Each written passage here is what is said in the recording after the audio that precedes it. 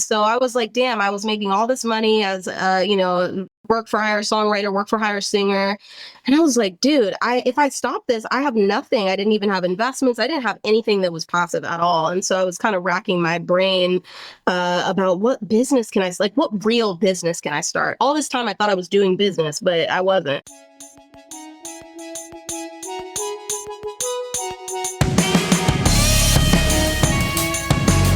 Today on Loves Music, I speak with Mickey Shiloh. Mickey Shiloh is a singer-songwriter who's written songs for Britney Spears, Janet Jackson. She had a hit single of her own that got endorsed by Kylie Jenner and Drake. She's been to the mountaintop. If you want to hear how it's done from somebody who's actually done it, this is going to be the episode for you. If you've been enjoying Loves Music so far, make sure you send me your feedback, hit that like button, subscribe, and please tell somebody who loves music. Up next, Mickey Shiloh. So Mickey, I totally enjoyed your discography, just going through all your music, listening to all your stuff. I think it starts in 2015, but I think you've been in the game much longer than that. Is that correct? Oh, yeah.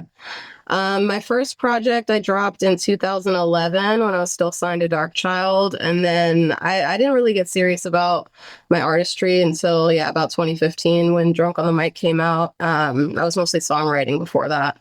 Still songwriting, but I've had my ups and downs with the songwriting game. You certainly have like a wealth of material out there. I love the Drunk on the Mic story. Can you actually, you just posted on Instagram the other day. Can you share it with our listeners? I love that. Oh, man. I had a song called Drunk on the Mic, and I don't remember exactly what inspired it in the moment. I got the track from my boy Sham Tracks. He emailed me a bunch of tracks. I was going through the folder, and as soon as I heard the little piano part, which is you kind of know the song right away when you hear it. It just, I've only had this feeling a few times, honestly. It's the whole song came to me in one moment. So I just pulled it up in my Pro Tools really quick, and the half the song came out just automatically. I wasn't even thinking about the words. So I love that. So when I say I don't know where the inspiration came from, it's kind of just one of those God moments. Whatever creative spirit just came in, flew through my body. And then what happened was I had a session with Justine Skye, who was best friends with Kylie Jenner at the time. And she told Kylie about the song, and then Kylie put it all over Snapchat, and then Drake followed me, and then I was talking to Drake, and then met Drake, and then it's just the snowball effect of this one song. I was drunk on the mic when I recorded it. I was drinking a whole Hennessy bottle. And the song was about my first love. He was 10 years older than me. And, just the tumultuousness of being a young person dating an older guy. And I was drunk on the mic. And then it just turned into this big moment for me. And still 10 years later, one of my biggest songs. I would go as far as to say, I think even without I'm sure a Kylie and Drake endorsement helps. Yeah. But I think that song would have been huge no matter what. I appreciate that. Personally, as a fan, there's a vulnerability. It's one of my favorite feelings when I hear a song, and it's when it's so personal, it makes me uncomfortable. Yeah. Right. Yeah. I listen to Drunk on the Mic, and I'm like, no business listening to this girl bare her soul right now. It's hard for artists to get that vulnerable, but when I hear that and an artist is going that deep, there's something special about it, but those are the ones that connect with everybody, though. Yeah, which girl hasn't been, half lit, obsessing about a guy or whatever, and those are the ones that hit home. That is so true. Why do you think that song was so special? Well, like you just said, it was kind of this overwhelming honesty. And I mean, I meant every single word that I said. It was the most honest song I'd written at the time. Still maybe probably one of my most honest songs. Because, as a songwriter, sometimes you're pulling a bunch of different stories from your life and putting it together. It's not necessarily one narrative, or, you're writing about things that you've heard your friends go through. This song was one narrative, very specific time period for me. And literally, one of the lines in the hook is, I told you that I slept with 3 guys, before you, but you're, basically, he was only the second person I'd slept with. And I told him I had all this experience before. And so these are the real facts. That's why it was just really intensely honest.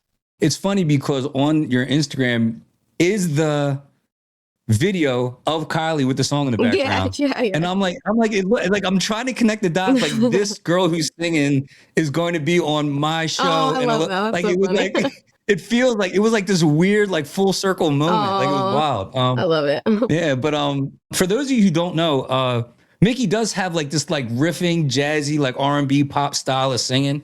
You do things lyrically and vocally that you don't expect. You do things that people have been trying to do and failing miserably at it. Like when people try to do those like free verse, kind of loosely structured lyrical. I don't want to compare you to anybody because you don't sound like anybody. You remind me of certain people. There's like, I see elements of SZA, elements of like Chloe and Haley, but like you're definitely doing your own thing. But what's more important, you're doing things that people are trying to do. Oh, I love and that. And they can't do it anywhere near as good well, as I think if they took, 20 years to work on it, they would get there. Explain that to me, like your process. Are you coming into these studios with fully fleshed out ideas? Hell are you no. hearing music and I was going to say, are you hearing music and getting inspired and like turn all the lights off and leave me in the dark? Oh, yeah. What is your process? Yeah, that's it right there. I don't really go to sessions anymore. Like I lived that quintessential songwriter life in LA for 12 years, studio to studio, drinking all night, not sleeping. Didn't do well for my mental health, especially, being actually diagnosed bipolar. But nowadays I just get a bunch of tracks, whether through my company hard drive. I have like 500 producers on there. We have 5,000 tracks. I'll like go through the library, download tracks from there, just whatever clicks in the moment. Like a story finds me, a moment finds me. And a lot of times I can hear the whole song like the instant I hear the track, which is something that definitely was cultivated over time. But yeah, like you said, I turn the lights off for sure. It's funny, actually, in sessions too, I can't record when it's super bright. Always, when I go in the booth, like turn all the lights out. I definitely like to, close my eyes and get in the moment and just, find that inspiration point or let it come to me rather than find it. Do you record sober or do you have to be straight? Or do you like a little seasoning when you ever seasoning? Oh my gosh, I've had so many phases with this. Now mostly always sober. When I signed to Darkchild when I was 17, so 17 to 19, I was working with Darkchild. I was mostly always sober because he didn't allow alcohol in his studio. I was also really young.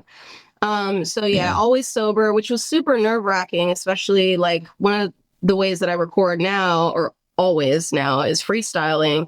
And he's the one that taught me that. Like one of my first times in the studio with him, he said, just go in the booth. He was working on a track, go in the booth. And I was like, what do you mean? We're not going to write the song? But long story short, I say that because, man, if it was me, just a few years ago, I would have wanted to be lit for that moment, but I'm just like a sober 17-year-old, like doing all this.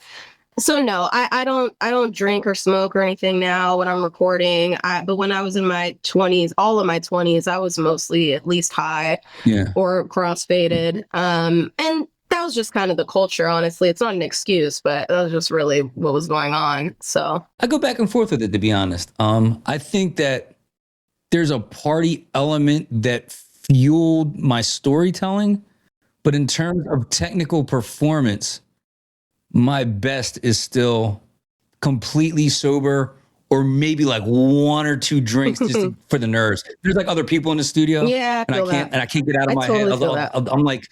I'm like one shot and beer like in my hand while I'm doing it. You know what I mean? But any more than that, I sound sloppy. I sound different. Beer? Yeah. Well, beer ain't it. If I had to choose, it would be Hennessy. That's what I was drinking when I did Drunk on the Mic. Actually just drank Hennessy on my 34th birthday a couple weeks ago for the first time in maybe 5 or 6 years. I hadn't drank it in a really long time. Happy birthday. Thank you. I appreciate that. Speaking of Drunk on the Mic, though, really quick, I wanted to do this and I was planning to do it for the past 10 years, but didn't end up doing it. I wanted to do an album where I named each song an alcohol and actually drank the alcohol when I was making it. Or like I featured an artist, which was the name of the alcohol. I'm kind of annoyed I didn't do that. I wanted to do it for like the 10 year, but whatever. I'm sober now from weed too. I don't smoke weed. I haven't smoked weed in over 2 years. So yeah, there's journeys with it. Yeah, right. Yeah, it was phases too. I think, and it was weird. I didn't really struggle. I just didn't really have like the addictive gene, so I just kind of like aged out of it. Yeah, that's good. I'm probably right about there with you. I looked out. Yeah. I know that the story, unfortunately, and I wish it did, but doesn't really have a happy ending per se. I know that you were like mountaintop, Yeah. and then you actually share this in the story, like you kind of backslid a little bit. It's your story to tell, so I don't want to overshare. You know, you were riding that momentum, and then kind of tell us what happened. Yeah, so Drunk on the Mic came out. Yeah, all the Kylie stuff was happening. I was getting hit up by, record labels and PR agencies and like getting recognized around LA, like something I'd wanted for quite a while for my artist career. And it kind of all spiraled out of control because I do have bipolar disorder, and I was diagnosed in 2013, so 2 years before even Drunk on the Mic came out. But I forget if I stopped taking my meds or something was going on with my meds. I don't think I was complying all the way. And, that coupled with smoking a shit ton of weed, it just turned into a full-blown manic episode. And if anyone's like unfamiliar with what mania looks like, it is grandiose thinking, it's overspending, it's promiscuity, it's speaking at, rapid fire. You wouldn't be able to keep up with what I'm saying. My brain feels like it's exploding. It's a really terrifying experience for both the people experiencing it and those that are experiencing you experience it. It sucks. Yeah, so I was hospitalized for about 3 weeks back to back at the end of 2016. The song actually started picking up speed in 2016. So yeah, at the end of 2016. And when I got out of that, it was just kind of the momentum had died and I wasn't able to leverage it the way I wanted to. Even when I was in the psych hospital, I actually was doing an interview with, like, I forget what publication it was for. I just remember being in the literal psych hospital on like the phone with the cord, because this is kind of crazy, but like anyone that's been hospitalized, like in a psych ward, the phone cords are really short because obviously they don't want people doing anything with the phone cord. So I'm like sitting this close to the wall on the phone, talking to some publication about Drunk on the Mic. Not funny, but now retrospect, you learn a lot from those experiences. Like, so what's happening at those times internally? Because it would be so easy as somebody who's naive and, for lack of a better term, ignorant, to be like, you're at the top of your game. Why couldn't you just keep it together? Right. Like, what do you say to somebody who thinks that, who just doesn't understand? You don't tell someone with a broken leg to like fix your leg right now. It's like the same thing. From an internal standpoint, there's so many phases that you go through, like with bipolar. And obviously everyone's different. So for me, it starts out kind of all of a sudden I'm getting extra spiritual and I'm not sleeping as much. And I'm like reading a lot and I'm hyper productive, like having a million ideas all the time and jumping from one thing to the next. And like how it feels is inspiring at first. You're like, oh my gosh, I have all this energy. Everything starts making sense in a way that is hard to explain. I liken it to like some people talk about DMT and like other, psychedelics and stuff. I'm like, that's how it feels times 100. You're seeing things and shit before it happens, not seeing because I don't have schizophrenia, but like, I don't know, everything just connects in a really amazing way. And for me, because I get so excited by this newfound knowledge, I must be chosen. I'm Jesus. Like, it's crazy. So many people, many bipolar people have the same symptom of eventually feeling like they are a messiah because of all this information happening. And then you don't sleep. And so from not sleeping, it turns into psychosis, which would happen to anyone. Like if you stayed up for 4 days, you would go into psychosis. But the difference between you is you would eventually fall asleep. A bipolar person, and I can't speak for all, but for me, when I'm in mania, I like can't sleep even if I want to. Like I know I'm a human person, not a robot, not the messiah. I need to go to sleep, but it's like you're incapable. Something in your brain is just wired so different. You're up doing stuff, or you're like staring at the ceiling? I'm up like doing literally stuff. just No, not staring and spaced out. It's like, man, I could be running all around town. I'm talking to everyone. I'm the most social butterfly to ever exist on this planet. You just want to talk to everyone. You want to solve everyone's problems. You want to be the president. Like, it's so interesting. It's so interesting. So when the ball finally drops, all anybody saw was that you were this hyper productive, high functioning individual. Or can other people tell it's they can tell. Everyone can tell. Well, people that are new, like that don't know me, they might, and they don't know about bipolar disorder, they might think, oh, damn, she's like really extra. She is extra. Family and friends know immediately. Okay. I mean, they'll catch it before I even know what's going on. And then unfortunately, there's people that don't see it. They don't know how to separate you from like the mental illness. And so, I'll say really messed up things to people with no filter, like things I would never say normally and that I don't even believe. That's where the fallout happens, is you say incredibly terrible things to family, friends.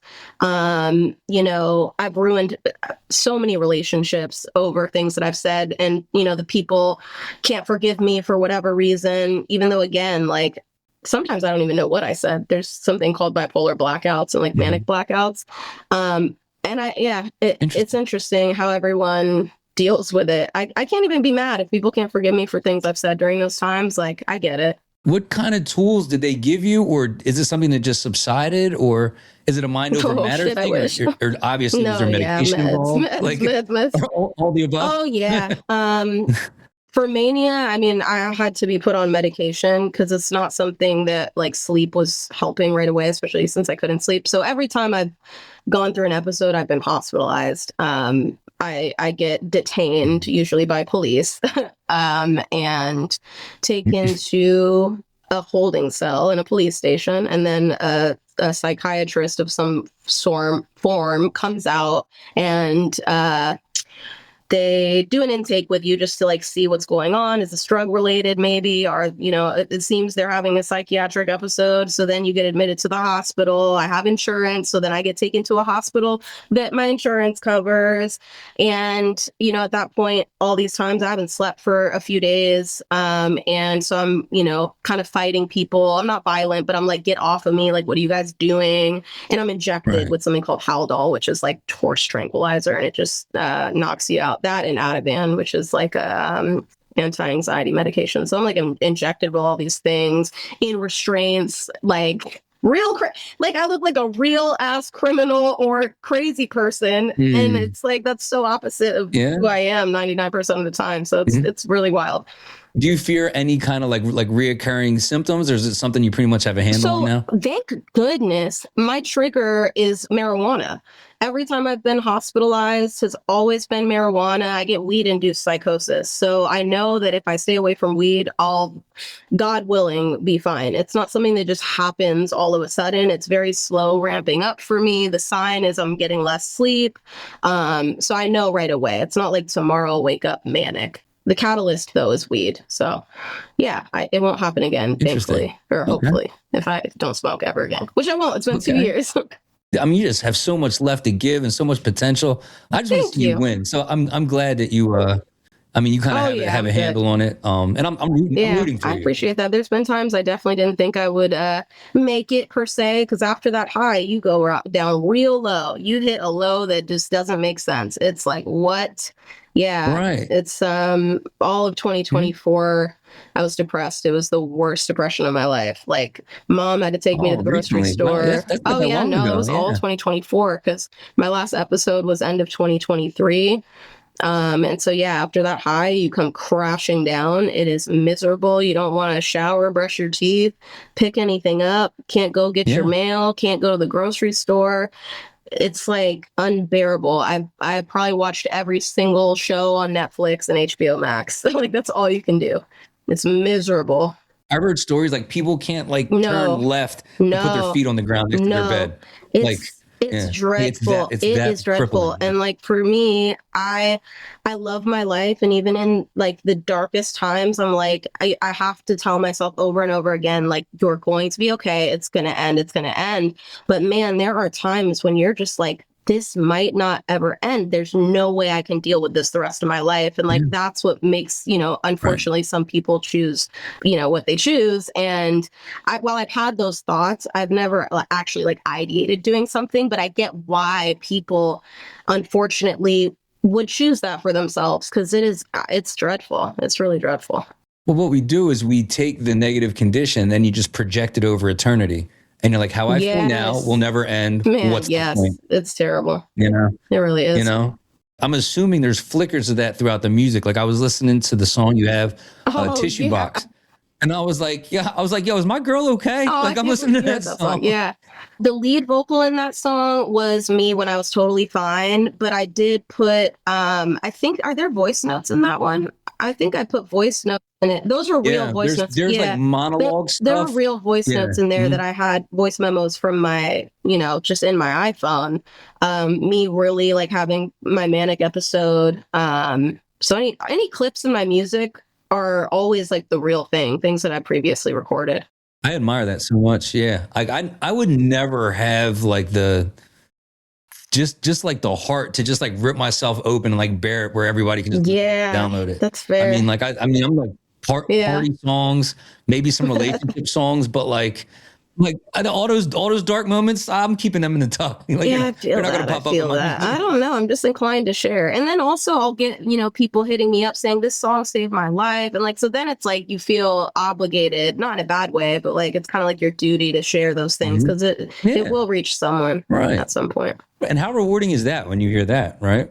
I had one guy hit me up saying, I hope you see this because I don't know how much longer I have to live. I have he had some sort of cancer or something, which like things like that. I'm like, he was like, I love this song. I was just like, oh my gosh, my heart. It's, messages like that kill me, literally. It's wild to see who you can affect with your music. And I'm very grateful that I'm able to reach people that way. For anybody who's like underestimating your reach, your resume is impeccable. I mean, some names that I can just rattle off: Janet Jackson, Britney Spears. You have the Pitbull plaque behind you. You have a song with LL Cool J, song with Khalifa. Is there anything I'm missing? I'm sure I am. It's interesting. The songwriter life. If I could talk about all the people I've been in rooms with and written with, it would be a million miles longer. I think I've met and worked with everyone that I've ever aspired to, but it's like the songs that end up coming out are, a tiny percentage compared to that. But yeah, I mean, I've worked with everybody, I think. Right. Shit. Vic Mensa, another one you mentioned, you love Vic.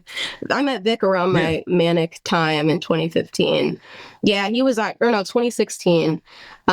He's actually one of my very, very, not only good friends, but it's especially anchored in mental health because me and him really connected on the mental health element. And so I'm so happy to see him talking about that on his platform now too, because we've had many conversations about mental health. Absolutely. Stuff. And the more I learn about him, the more it makes sense because I really thought Vic Mensa was like next up. I remember hearing the 16 Shots album before anybody really knew who he was. And I told anybody that would listen to me, I'm like, this guy is it.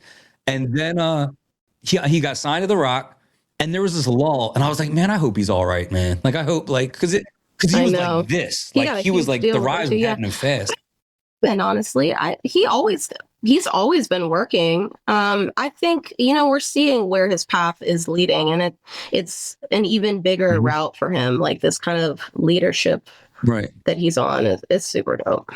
Well, I mean, he might just be too big for the genre. Sure. You know what I mean? Like he actually made more sense doing like the singing stuff. He was on the Kanye tune, the fashion stuff. Like he almost was like a mogul, like the mogul aspect usurped the music. So it was like when I went to just hear like 16 songs, I was like, oh, I'm looking for this big like that is such a great way of putting it. I totally agree with that. He is bigger than the genre. What's crazy about it is that song that I love, that album that I loved, right? Then I go in and look at your credits, and I'm like, oh, you're on like three joints. You're on like three joints on the 16 Shots you know what? He had a house. He had a house. I forget where the house was at. Silver Lake? I don't know. It's in Los Angeles, and he'd invite creatives over, and he had a microphone in the middle of his living room and his engineer, and we would just record like out in the living room. And so when he was working on that album, he was playing the songs. He's like, oh, get on this one. And we're literally just in his living room. Like I'm like screaming because I'm halfway manic and like, just like, it was fun. It was really good, fun environment. Yeah. That album still actually has one of my favorite lines. He says, we out here screaming about a revolution, but I ain't give $1 to the movement, but I'm in the clips but I'm in the strip club spending dollars on a movement. I guess we all got room for improvement. Oh my gosh. That was Shades of Blue. So that one, we didn't do that one at his house. He invited me to some studio. It was like a really small studio. It was really dope. But it was late night. He hit me up. Hey, come get on this. Went in the booth and I just kind of riffed the end. I'm mostly on the end of that song. Yeah, you're on New Day too. Yep. You know? Now with you being so close to the music, right? Can you approach music as a fan and still be like deeply affected? Like, do songs make you cry, make you laugh?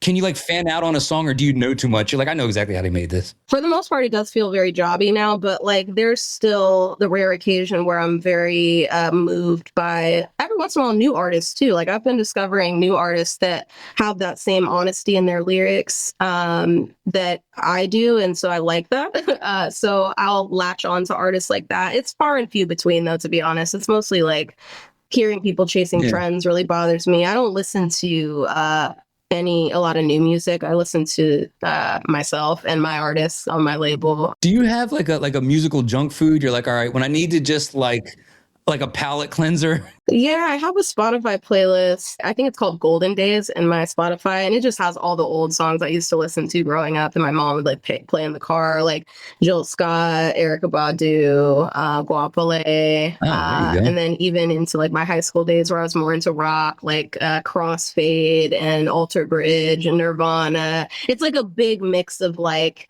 early 2000s R&B shit, Missy Elliott, early Eminem. It's like all my favorite things from when I was 10 to first year of college. So yeah, when I need kind of a palate cleanser, as you say, I just throw that on and listen to it.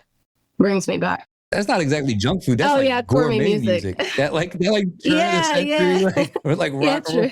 That's like the first one you said was Crossfade too. I'm like, okay. I love that. Yeah. I like Crossfade a lot. I actually saw Crossfade open for Buck Cherry. Wow. It's like a weird pairing. So weird. In like Lancaster when I was like weird. 22. That is something like that. Yeah. I love it. You got to do what you got to do. Yeah. Obviously, no brainer. What do you do well? You write amazing songs. What's a skill that you would actually like to refine? Oh, Lord. Maybe something you want to get a little better at. That's so funny. I was talking to my best friend about this yesterday. Stop treating everything as a priority. My calendar looks like a to-do list all the time when not half of these things have any urgency. So from a level up my life standpoint, that is one thing I absolutely am working on getting better at. Even before we jumped on this call a little bit ago, I was going through my calendar and just deleting things that this doesn't lead to revenue. This doesn't lead to personal growth. This is just me getting a dopamine hit for checking it off my list. So yeah, that's something operationally that I'm working on and that I know I can do better. Yeah, spending more time on what I actually don't need to delegate. You know, I need to focus on the things that I can do, what I can do best versus doing things that I should delegate. That's a better way of saying it. Can you shed a little bit of light on the subscription-based record label that you have? I wanted to try to do some research, but I was like, I couldn't connect the dots in my head. So tell me what that actually means, a subscription-based record label. Yeah, we need to rephrase it. I mean, I've always lightly referred to it as a label because that's kind of what people can grasp onto in their minds. And even still now it feels like kind of like an enigma. So I launched it in 2019. And originally I had the idea because I was getting a bunch of artists hitting me up in my DMs or email like, hey, where do you get your mixing and mastering? Where do you get your artwork? Yada, yada, yada. And I have a ton of amazing service provider friends, you know, graphic designers, mixing engineers, all of that. And I was like, instead of referring everyone as one-offs all the time, just make a website where artists can sign up and, you know, connect directly with the service providers. And so that's what it was originally in 2019. I went on Wix.com. I made the site for like $300 and I started telling some of the artists that were hitting me up, hey, I just started this non-traditional record label. It's $39 a month. You can get, you know, 2 free cover artworks. So I was paying my friend to do the artworks. You can get, you know, free tracks. So I had a whole network of producers that just wanted to grow their catalog. They weren't tripping on like upfront. They just were okay with splits. And so 300 people signed up in the first 6 months, and then 1,200 the next year. And it just kind of kept compounding. And now we have 5,500 users. A lot less that are active, though. A lot less active because the music industry sucks and a lot of people quit. But we're almost done with our new web application, which I can't wait for. There's so many new tools that we're adding into this. But so yeah, when I say record label, it's because we have all of the departments, but we don't own anything. It's just giving artists access to the top actually, like, we have Grammy award winning engineers that Right. are doing $100 mix masters. You know, it's like, it's kind of crazy. It's just giving you access to everything you need as an artist. It sounds brilliant. I'm thinking about like not like teenage Julian who's just like running around happy. I already know you would have been perfect. Yeah. Well, no, but I'm talking about like mid-20s Julian, where it's like, all right, I got a full-time job. I'm trying to connect the dots and still like manage my. If it was all in one place for me, but you'd be surprised. It's done. It's no, I know, but it is so hard to relay the value, though. You understand because you have some background, but it's like we work with a lot, and this is no shade, but like we work with a lot of very green artists that actually still don't understand the value in the access that we provide to these things, and they're like not equate. They're like, dang, $39 a month is so much, and I'm just like, dude, you're getting access to Grammy award-winning engineers, and those engineers are charging literally $100. You're getting free production. You're getting free distribution. You're getting free workshops, free masterclasses, free collaboration sessions. It's like, it's a little bit frustrating sometimes, but we're working on it. Yeah, we're working on it. It's like no-brainer level. Yeah, and for the people that get that, they go so far. They go super far. We've gotten people publishing deals. You know, we've landed hella sync placements and a lot of the sync placements we've landed, our artists are their first sync placements, like on the Shy, Black Mafia Family. We've done Apple TV Plus shows, Lionsgate films, Peacock films. Like, yeah, it's a lot of work though. And this is like your thing, huh? Yeah, it's my 9 to 5. That's incredible. 9 to 5 and my 5 to 9. Yeah, I love it. It's everything in one, and more than anything, it's community now. Like that's the powerful part about it. Like everyone has formed bonds with one another. Like artists supporting artists. It's like a really genuine for those that show up, because like I said, you know, the people that are active show up, but that's 10% of the total. It's crazy, but that's with anything, you know. If everyone that signed up to a gym came to the gym would not be able to sustain that, because like there's way too many people up in here. Absolutely. So yeah, that's the Planet Fitness model too. They're like, they only rely on like something like 7 to 8% attendance because if everybody signed up. It's crazy. Wow. Yeah, same thing. Mm-hmm. One of the issues is that people have a hard time counting the cost and actually defining what their dream actually is. You get artists and they're like, hey, I want to play music with my friends, and instead of work, I'll do music and get paid. And it's like, no, not instead of work, you know, not instead of work. Like you're not going to get paid to do music with your friends. Like you either start the music business, which means like the 4 pillars of business, which means make a thing, tell everybody about the thing, sell the thing, deliver the thing. Like if you do those 4 things, like that's the business, or do music with your friends. You don't get to have this like weird no man's land. And I think that's where all artists kind of like hang out in. I want to be me. I want to get paid to do music. I still want to, and it's like, no, like you're like all in or get a full-time job and go play like shows at the local pub and have a great life doing was working at a convenience store 10 years ago, right? Yeah, it was. It was in Puerto Rico. Yeah. So what do you say to artists that they want to get in, but you also want to make them aware of what it actually entails as somebody who's experienced? Man, that is a loaded question. If someone comes to me, I have to evaluate whether I think they even have the potential based on my experience and what I've seen with people that like burn out. And mostly people burn out because they don't understand the business. And so they're like, why am I not making money? Well, it's like, you're not even doing the most basic things to set up yourself to collect any money. Like you didn't learn the difference between master and publishing. You don't have your PRO set up. You don't know what that is. And these things, by the way, I'm not saying you should know out the gate. Like, obviously you need to learn these things, but you're not putting aside 2 seconds to jump on Claude or ChatGPT and ask, what is publishing? What are all these royalties? You know, so educate yourself. It's a lack of wanting to educate yourself is something that I see all of the time. And also having really arbitrary goals that you're repeating, that you've heard other people say, like, you know, just kind of these non-specific vague things like I want 1 million followers, or I want to make, you know, people always say I want to make $1 million a year, but they don't even know what they would spend that on. They haven't thought about what's going to go to taxes, what exact debts do you have? What are you going to pay off? What are you going to invest in? Like, do you know how to make any types of investments? You know, So yeah, if the business Right. mindset is lacking, Mhm. I'm not saying that you can't be successful, because a lot of artists, major artists, have a business team. But now there's just no excuse to not knowing. There's no excuse to not knowing. So, but yeah, I mean, I've built whole communities around with resources too. Like I run a school community now called Sound Economy, which is like, I mean, we're building courses all around like where to start, and it's just like it's so much information. And to be honest, like you kind of touched Mhm. on this, 99% of artists are in that no man's land, and 99% of them are going to fail in terms of reaching mainstream. But if you can just focus on your 1,000 true fans, you can probably make a decent living as a musician if you start small, like just focus on the smaller scale first. If you can find 10 fans, you can find 100. If you find 100, you can find 1,000. That barely scratches the surface. Sorry. Well, fundamentally, the issue comes down to one of two things, and I'm going to ask you which one Yeah. is more common. Quality. People are writing songs. Dude, I wrote all these songs, and it's like, they're not good yet. Or, dude, I wrote these amazing songs, and it's like, okay, like, have you done enough shows? Have you done enough posts? Have you done enough? Do you think the issue is more quality, No. or is it more volume? Well, quality doesn't matter as much now, because people can have shitty quality and then have some funny content around it that, goes viral.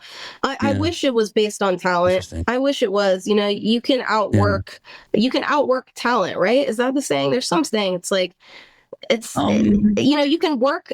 What is the saying? There's an actual saying for this, but all I'm saying is it's like you can outwork bad talent, basically. Like someone can be super uber talented. I have a million uber talented friends that just don't have the work ethic. And, someone that's mediocre or average or below average can have an incredible work ethic and totally pop off. I mean, listen to some of the mainstream music today. yeah, I We know see it. artists in our backyard that can sing better than XYZ or whatever. So I don't know Right. if it's a quality issue. I see both things. That's really what I'm seeing. I'm seeing really talented people think that that's enough.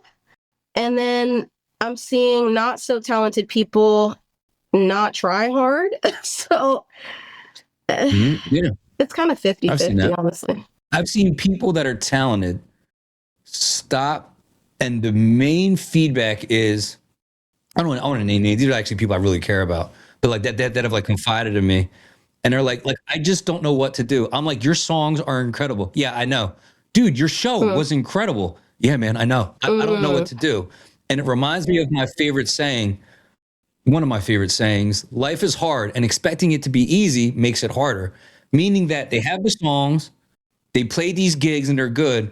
And they're like, okay, so what's the secret? I played the good gig and wrote the good songs. What's the secret? And it's like, oh, you forgot. You're expecting the secret to be Oh, easy. yeah. Like there's this other secret. Like you're expecting like now this key is going to turn and the door's just Yeah, going to right. open It's a for you. little bit It's of like, entitlement no. at the same time, just a tad. Yeah, right. It's like no. Okay, you play. Yes, you did play an amazing show.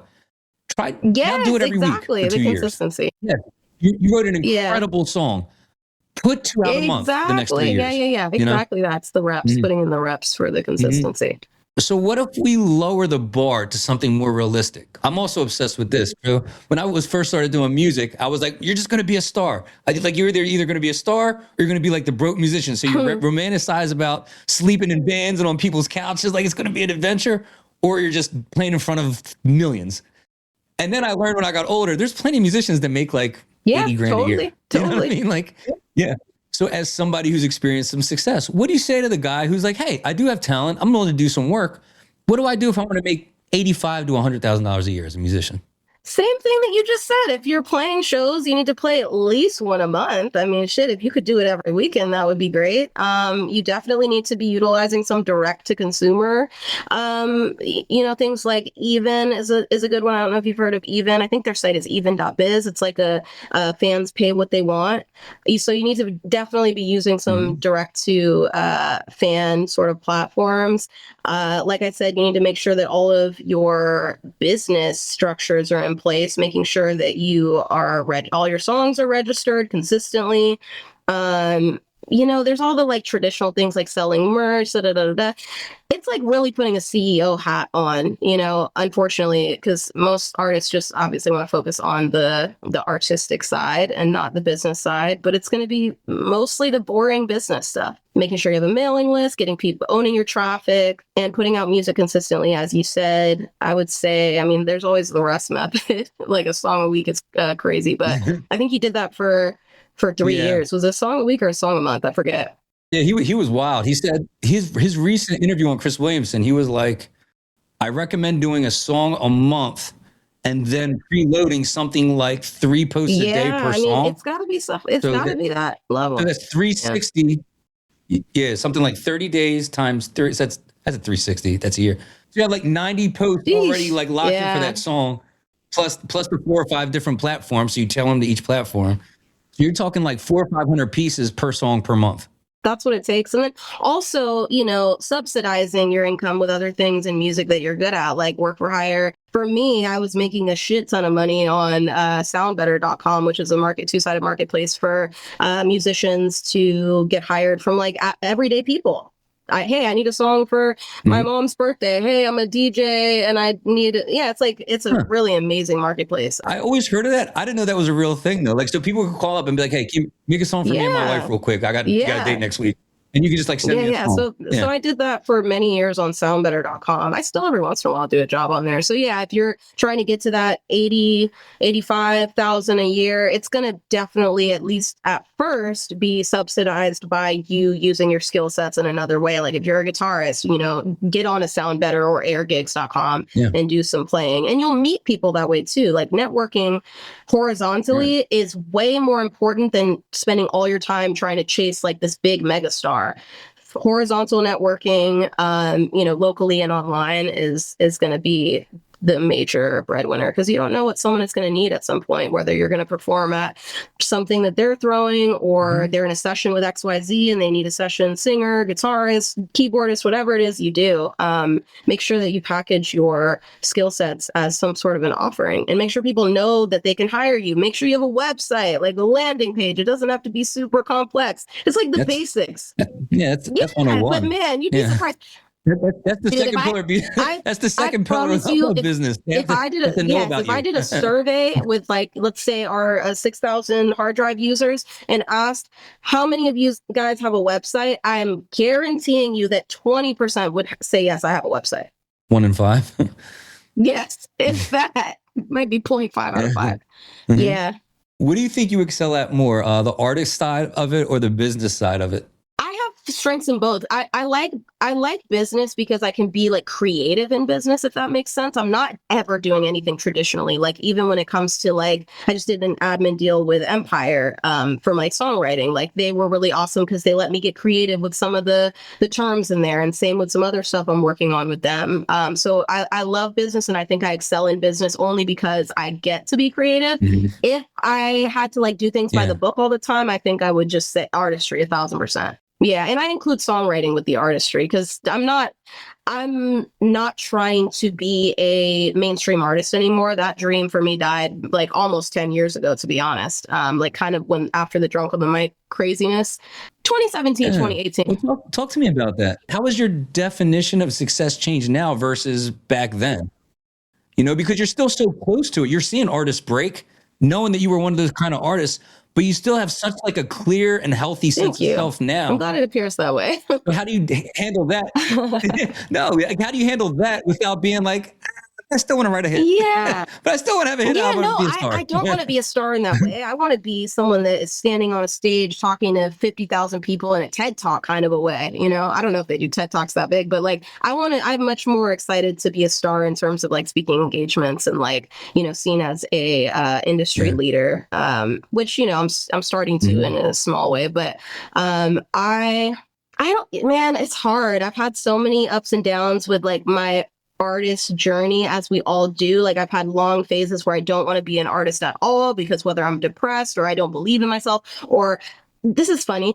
when I'm depressed, when I've historically been depressed and I'm listening to my music, I don't even feel like that person. I'll listen to it. I'm like, I get really sad because I'm like, whoa, who is that? Like, that's me. Like, it's weird. It's like a disconnect there. But after the Drunk on the Mic 2015, 2016 scenario, I took a little bit of a break on my artistry. Then 2017, I came back hitting it hard 2017 to 2018 because I had so many fresh ideas. Turns out I was going into another manic episode. And then long story short, I was tired of being a broke artist, and I wasn't broke in real life because I was doing Sound Better, and I was actually making like 10 to 13K a month on Sound Better.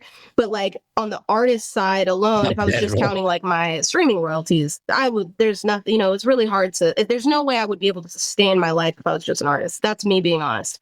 Very much on the service providing side, I can do really well there. In 2019, I was just kind of fed up with what I was doing. And I thought, well, I need to start a business because I heard Tony Robbins say, oh my gosh, what did he say?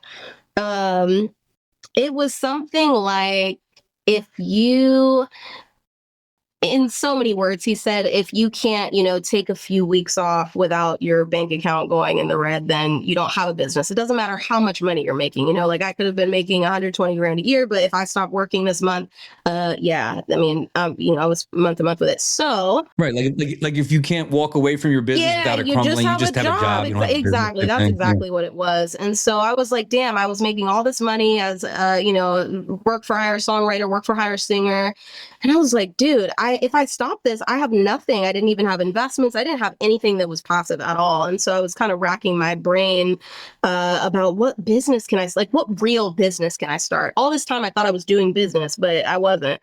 And so that's when the hard drive idea came to me, because I was just driving down the 5 from LA to San Francisco, and all of a sudden the idea struck me. I was like, yeah, like I said, all these artists hit me up all the time looking for these things that I have. Why not marry this? And when I got to my destination that day, literally when I was, you know, driving, got to my destination, I jumped on my laptop and made it like right then, right away. And it just kind of snowballed from there. But yeah, I was just tired of kind of not having passive income. So that's why the artistry is like, all right, I'll do it when I want to. Do you think those like lightning bolt moments like that, when the idea just comes in your head, do you think that's from God? Yeah. Are you spiritual at all? Yes, I do, with some preparation, because before I thought of hard drive for about 6 months, I had been racking my brains like crazy on what I was going to start. I was trying to get into ClickFunnels. I was starting like different beat stores. There were a lot of things that I was trying that were just having minimal success, if any. Yeah. And so what I did, I took a break. I was like, F this, like just forget about it. Just stop racking your brains. And then, yes, there was like that spark and God moment. And I think it's because one, I'd been racking my brain so hard on it, but then God gave me a Hail Mary, like, okay, here. And same with music though, too. Like, who is it that wrote, the woman that wrote Eat, Pray, Love? Oh my gosh, her name is escaping me. Elizabeth something. I could be wrong. She wrote a book called Big Magic, and she talks about how the creative spirit finds you. Like, it's like, it's not you, you know, it's something that finds you. And if you don't grasp it, it's going to find someone else. It's actually, she says, it's an energy that finds you. And so that's why I'm someone that hops on ideas really quickly when they inspire me, because I'm like, oh, I know this was God given or spirit, something outside of me that I'm meant to act on. And if I don't, it's going to go somewhere else. And then I'm going to be mad that I didn't do it, you know? It's sure. Then you got to live with that regret. It's even worse. I wish I never had the idea in the first place. Living with the regret of not doing the idea is worse than trying the idea and failing. It happens to all of us. Yeah, I mean, I've been trying to be more open-minded to spiritual things, and the only time, I don't want to say the only, but like mainly the few times I can really feel it is major decision, need an idea, and it just appears. And it's not, and it's it's physical. It's not like a mental, like something I deduced mathematically or strategized. It just came, and it was physical. And I was like, that idea wasn't for me. You know what I mean? But and that's the closest thing I have to like a spiritual. Well, you are a spirit. So, thank you you know that you are a spirit inside of that body. Everyone's like, I'm not spiritual. I'm like, you are literally a spirit. Like, you're literally a spirit. Spirit. So funny. What is something that you're proud of that has nothing to do with music? Oh man, still being here after all the times I didn't want to be, honestly. Man, I am so proud of myself. Actually, truly. I know that I'm a strong person, but you know, those moments when it's not even moments, it'll be months and months and months of just dark misery shit. When going through a depressive episode. So yeah, that's something I'm very proud of myself for. What else am I proud about? I'm a great friend. I will say I'm a great friend. Aww. I'm an amazing communicator. Like I'm overall just a really great person, and I'm proud of myself for that. I'm not gonna. You're gotta get at. Yeah, no, honestly, I'm proud of myself for being a solid human outside of my manic episodes. Do you get much commentary on your leadership skills? Yeah. I'm listening to you and I'm like, you are the type of person that people will follow. Thanks. You know, like if you called me 6 months from now and be like, I got this thing I'm working on, like that is like I'm flying out. I love that. You got to come to Smash Fest in June in Nashville. Just saying. I think Lewissa's coming too. Yeah, you got to come. Yeah, you should come out. So yeah, I get commentary. I'm mostly positive commentary. I don't know if I've heard. Well, no. I lied. Because I'm a very accessible founder. You know, some CEO founders are just in the background. You don't even know who they are. I'm like also the face of HRDRV, like my company. And so when, you know, we've had members have issues, even things that didn't have to do with me, I of course get the flack, and that's fine. That's like the responsibility that you have as a leader. But like just a very specific example, you know, we had issues with distribution. Like for instance, Spotify is flagging artists for artificial streaming. That has nothing to do with us as a distribution company. We're not going in there and telling Spotify anything because it's Spotify's platform.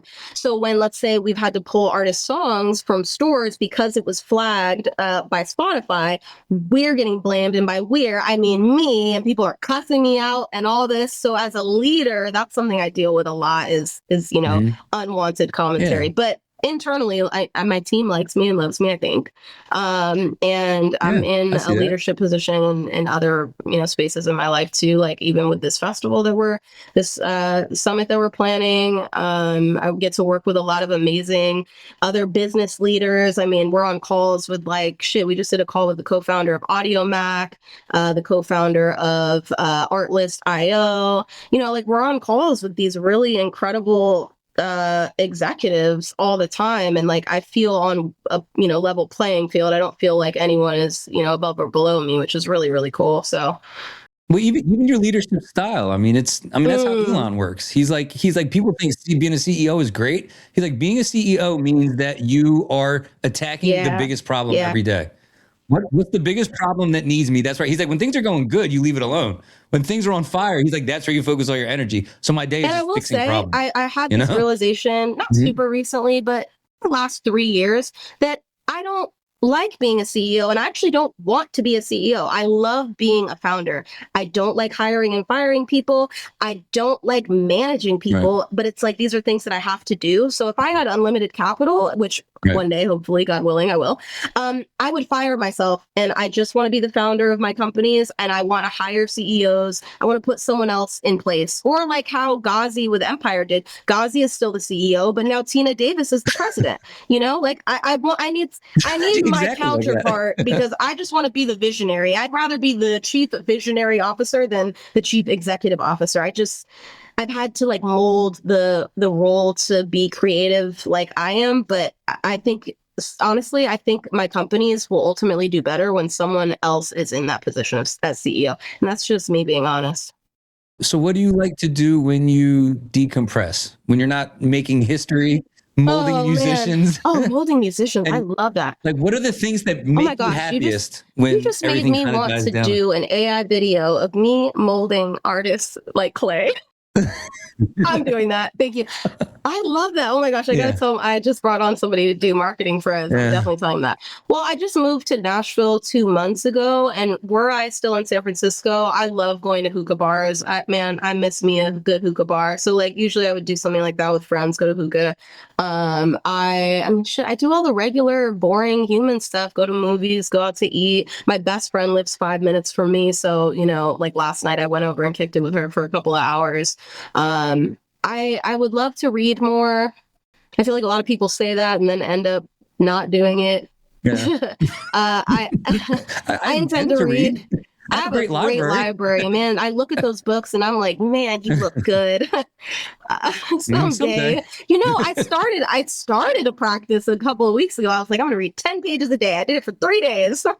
Yeah, you know, I got it. So yeah, it's just kind of the right. I wish that I had a cool hobby like, you know, freaking underwater basket weaving or like rollerblading, crocheting, something fun. You know, I don't have anything fun. No, we're not built for that. Yeah. All right, tell me about the last time you laughed real hard. Last night with my best friend. I laugh hard all the time. Yeah, did you? Yeah, all the time. I think I get it from my dad. Me and my dad laugh from like our soul. Everyone's like, we're in the restaurant embarrassing everybody. My daughter's like, really? Yeah, no, I laugh a lot. I remember what we were laughing at, but it's a little bit inappropriate. Yeah. It's fine. Next time. Mickey, I can't tell you how happy I am that we got a chance to connect. If there's anything that we could do to support you, what's the best way to find you? Let everybody know. Best way to everything. Mickey Shiloh, YouTube, Instagram, X, Facebook. It's all just at Mickey Shiloh, and even my email, mickey@mickeyshilo.com. I'm very accessible. Something I really love, the original not the original, but the founder of CD Baby, Derek Sivers. I don't know if anyone listening follows him, but he is the most accessible CEO founder person ever to exist, and I really admire his leadership style. Long story short, I even modeled my current website off of his website. If you go to mickeyshilo.com, it's like a really basic white page with courier text, just basic bullet points of what I've done, because I felt really flashy before. If you go to his, the same thing. I stole it. Long story short, you send him an email and he responds, and I've been like that too. Like I respond to everybody that I can, so very accessible. I love that. All right. Well, you're here to hear first, folks. Make sure you check in with Mickey. She's doing amazing things for artists. She's still making great music. The catalog's incredible. Mickey, thank you from the bottom of my heart for sharing your story. Thank you so much. We'll do it again. We'll do it again soon. Oh, you're welcome. Absolutely. I'm going to hold you to that. Thank you. Maybe I'll see you at Smash Fest. The rest of you, make sure you check in with me, check in with Mickey. Thank you for tuning in. See you every Thursday, 7 a.m. Eastern. And if you like what you saw here today, like, subscribe, comment, and please tell somebody who loves music.